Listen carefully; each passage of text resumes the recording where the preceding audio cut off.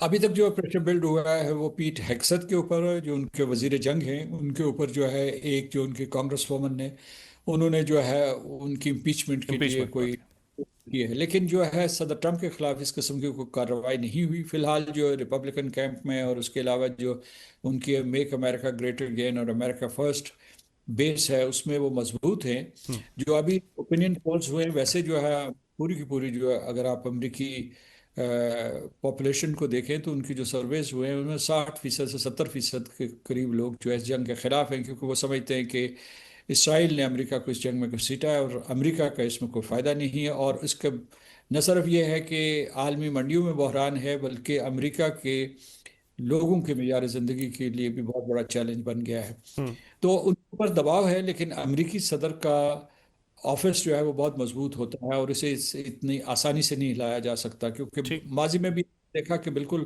गलत मफरूज़ों के ऊपर जंग लड़ी गई।